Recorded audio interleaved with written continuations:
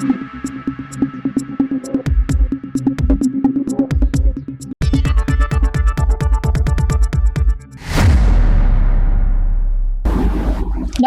সময় বাংলা সংবাদে আপনাদের স্বাগত। আপনাদের সাথে আমি প্রীতি।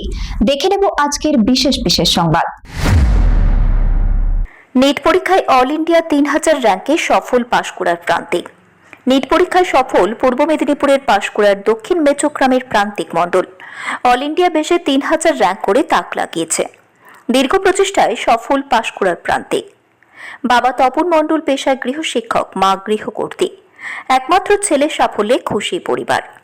পড়াশোনার পাশাপাশি গান বাজনাতেও পারদর্শী প্রান্তিক। নিজের পড়াশোনা বজায় রেখে গান বাজনায় সময় কাটে তার। রাজস্থানে অ্যালেন কোচিংয়ে পড়াশোনা করত, কখনো অফলাইন বা কখনো অনলাইনে পড়াশোনা করত। তারপরই নিটে বড় সফলতা আসে তার। আগামী ভবিষ্যতে বড় চিকিৎসক হয়ে মানুষের সেবা করাই লক্ষ্য ছিল প্রান্তিকের। তাই 2026-এর নিট পরীক্ষায় সফল পাশকুড়ার প্রান্তিক।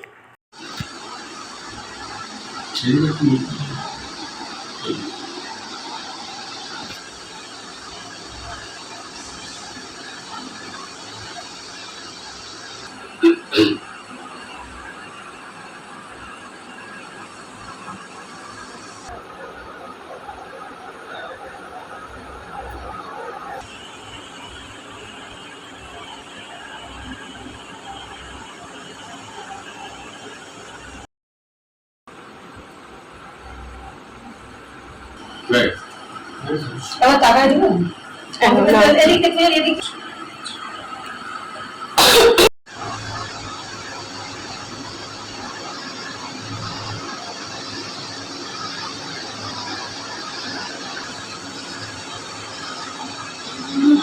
এবার মিষ্টি নিয়ে আসুন।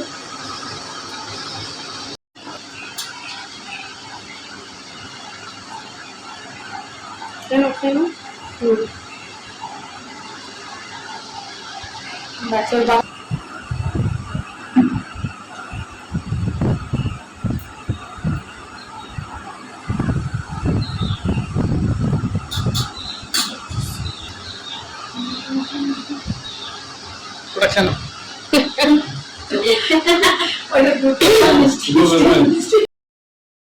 জল আমার দিদি একটু ছবি দেন না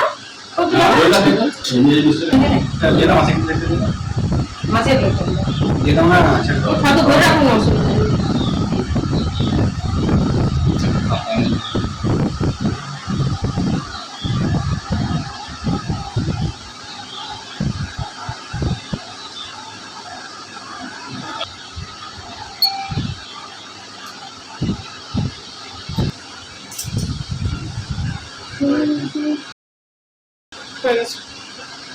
আজকের দিনে আমি আমার এই জেনারেল কট ক্যাটাগরি থেকে যে খুব ভালো র্যাঙ্ক করতে পেরেছি, তার জন্য আজকে আমি অনেক হ্যাপি।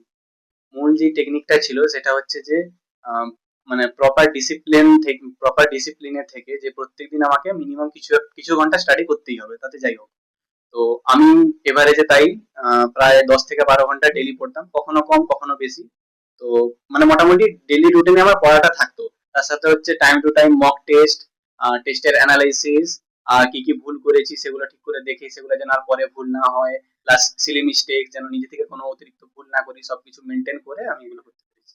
আচ্ছা, আমার জন্য যেটা হচ্ছে কঠিন ছিল সেটা হচ্ছে যে কেমিস্ট্রি সাবজেক্টটা, সেটা আমাকে অনেকে বলে অনেকটা খাটতে হয়েছিল এর জন্য। তো আমি মানে বায়োলজি আর ফিজিক্সে যে টাইমটা দিতাম, তো প্রায় দুটো মিলে যত টাইম দিতাম প্রায় কেমিস্ট্রি একটা সাবজেক্টে অত টাইম দিয়ে আমাকে করেছিলাম। তো তাতে আমি বেশি করে কোশ্চেন প্র্যাকটিস করেছিলাম, স্যারেদের নোটস ভালো করে পড়েছিলাম, তার সাথে হচ্ছে অনেক কি বলে ডাউট এসেছিল, সেই ডাউট গুলো ভালো করে ক্লিয়ার করেছিলাম। তো ধীরে ধীরে করতে করতে ওই জিনিসটা আমার স্ট্রং হয়েছে। কোচিং নাকি সেলফ স্টাডি কোনটি বেশি সহজ? দুটোই ইম্পর্টেন্ট। একটা হচ্ছে মানে কোচিং এর স্যারেদের কাছে সেই যখন তারা পড়াচ্ছে তখন সেটাকে মন দিয়ে ভালো করে শোনা, আর সেই যখন শুনে ঘরে এসে সেই জিনিসটাকে ভালো করে সেলফ স্টাডি করা, সেটার উপরে কোশ্চেন প্র্যাকটিস করা, সেগুলোকে অ্যানালাইজ করা, এগুলো নিয়ে আমি পরীক্ষার আগে করতে বেশি চাপ নিতাম না। হ্যাঁ, নিটের মতো একটা যখন হাইলি কম্পিটিটিভ এক্সাম থাকবে, বিশেষ করে যদি আপনার জেনারেল ক্যাটাগরি থেকে হই, তো কম্পিটিশনটা অনেকটাই টাফ হয়ে যায়। তো জিনিসটা হচ্ছে যে আমাকে মানে যতটা সম্ভব কাম থেকে কাজ করতে হয়েছে। হ্যাঁ, মাঝে মাঝে টেনশন তো সবাই হবে, এত বড় এক্সাম তো তাই টেনশন হতো। তো কিন্তু সেটা কখন কেটে যেত যখন আমি ভালো করে পারফর্ম করছি এক্সামে, তখন ধীরে ধীরে আমার কনফিডেন্স বিল্ড হচ্ছে, আমি যখন মার্কস বেশি করে পাচ্ছি। তারপর যখন মার্কস কমে যাচ্ছিল, আমার ফ্যামিলি থেকে আমাকে অনেক হেল্প করেছে যে কেমন করে মার্কস ইমপ্রুভ করতে হবে, যে আজকে হয়তো কম মার্কস এসেছে, ভালো করে খাট, কালকে নিশ্চয়ই ভালো মার্কস আসবে। তো এরকম করে করে ধীরে ধীরে আমার ভয়টা কেটে গিয়েছে। আমি আমার পুরো কি বলে অনেকটাই ক্রেডিট তাদেরকে দেব। আমার বাবা, যিনি আমাকে ছোটবেলা থেকেই মানে পড়িয়েছেন, এখন পর্যন্ত আমাকে নিটের আগে পর্যন্ত আমাকে পড়িয়েছেন, নিটের সাবজেক্টও কিছু কিছু আমাকে পড়িয়েছেন, যেটা আমাকে অনেক হেল্প করেছে। প্লাস আমার মা আমাকে অনেক ইমোশনালি সাপোর্ট করেছে। তার সাথে হচ্ছে আমার যে কোচিং এর টিচাররা ছিলেন, তারা আমাকে অনেক মোটিভেট করতেন এক্সামের জন্য। বাকি আমি যখন বাকি কি বলে ভাই, বন্ধু বান্ধবের সাথে একটু কথা বলে নিজের মাইন্ডকে ফ্রেশ করতাম। আমার ড্রিম হচ্ছে যে আমি মেডিকেল কলেজ কলকাতাতে অ্যাডমিশন নিতে পারি। বাকি যদি আরো ভালো একটু কলেজ পাই তো চেষ্টা করবো তাতেও যেন পাওয়ার চেষ্টা করবো। চিকিৎসক হওয়ার স্বপ্ন কেন দেখলেন? আমি এটা যখন আমি ক্লাস 6 এ পড়তাম, তখন আমি একটা ডাক্তারের কাছে গিয়েছিলাম। আমার প্রথমে কি বলে মানে ডাক্তার হবো এরকম জিনিসটা ছিল না। তো ধীরে ধীরে আমি বুঝলাম যে ডাক্তারি লাইনটা এরকম যে আমি মানুষকে যে একদম কি বলে মানে ডাইরেক্ট, আমাকে হয়তো কেউ জিজ্ঞেস করলো যে এটা কি সলিউশন হবে, আমি একদম ডাইরেক্ট তাকে সলিউশনটা বলতে পারছি। কেউ হয়তো আমাকে জিজ্ঞেস করলো যে আমার এই অসুবিধা হচ্ছে, আমি কি করে এই জিনিসটাকে দূর করতে পারবো, তো আমি তাকে কি বলে সে আমাকে জিজ্ঞেস করেছে, আমি অন্য কাউকে কি বলে বলার সমস্যা নেই। আমাকে জিজ্ঞেস করেছে, জিনিসটা আমিই বললাম যে আমি তাকে এই জিনিসটা সলিউশন বের করলাম। কখন হয়তো আমার ফ্যামিলির অনেকজন হয়তো কখন কিছু প্রবলেম হলো, আমাকে কন্ট্যাক্ট করলো, তখন আমি ডাইরেক্ট তাদেরকে হেল্প করতে পারছি। বা সমাজেরও কেউ হলো, আমি কাউকে হয়তো দেখলাম যে এই প্রবলেমটা ফেস করছে, অন্য কোনো ফিল্ড থেকে হয়তো আমি জিনিসটা বুঝতে পারতাম না, কিন্তু ডাক্তারি ফিল্ড এমন যেটা হচ্ছে যেখান থেকে আমি তাকে ডাইরেক্ট হেল্প করতে পারবো কোনো জিনিসে। তো এই জিনিসটা আমাকে অনেক মোটিভেট করে। তাদের জন্য একটাই পরামর্শ দেবো যে প্রত্যেকদিন ডিসিপ্লিনের মতো পড়াশোনা করতে থাকো।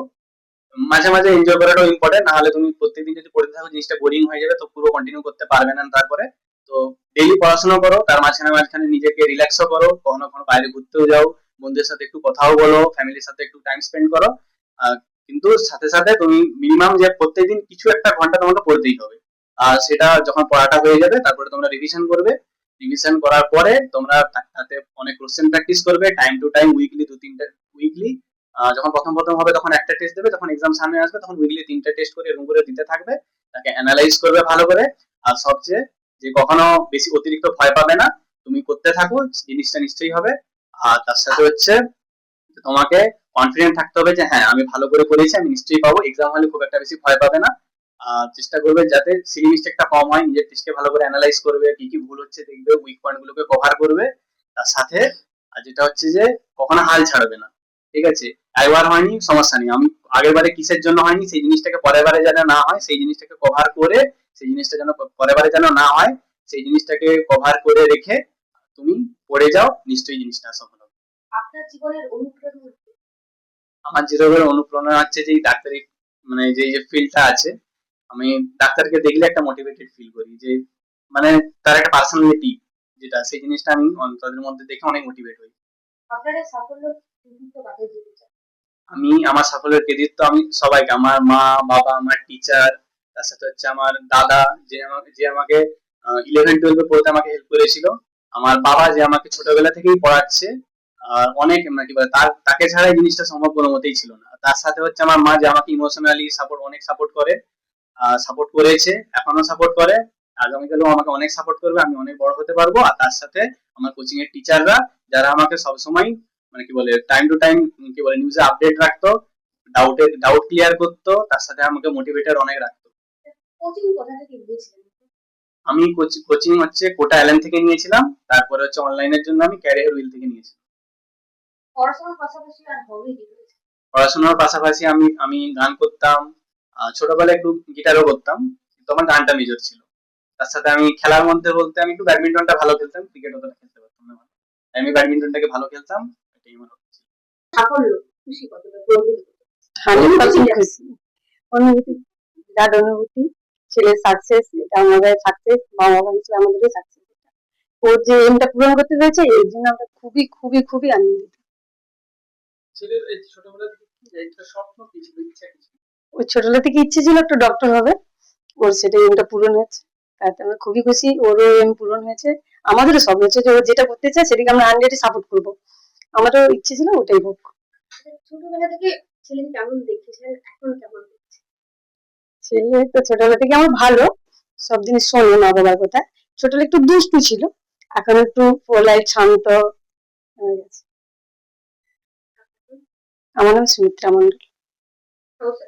করলে তো মা বাবা তো গর্বিত হবেই, সে ভীষণই গর্বিত। তো ও যেটা টার্গেট ছিল, যেটা পৌঁছাতে পেরেছে, সেটাই আমার কাছে বিশেষ গর্ব। এবং ও যে লক্ষ্যে স্থির রেখেছিল, আর ও কখনো লক্ষ্য থেকে পিছিয়ে আসেনি, যে আমাকে ওটা করতেই হবে, ওটাই আমার সেইটাকে ওর রেখে শেষ পর্যন্ত লক্ষ্যে পৌঁছাতে পেরেছে। এর জন্য আমি ভীষণ গর্বিত। আর এর জন্য আমি মানে গডকে ব্লেস জানি, ভগবানকে। ছেলের লক্ষ্যটা আমরা সাপোর্ট করতাম 100%। আমি তো ভীষণ খুশি, ভেরি প্রাউড। হ্যাঁ, থাকবো, অবশ্যই থাকবো। আমার নাম তপন মন্ডল, আমি যে প্রাইভেট টিউটর। সংবাদ এখনকার মতো এই পর্যন্তই। সঙ্গে থাকুন, দেখতে থাকুন সময় বাংলা।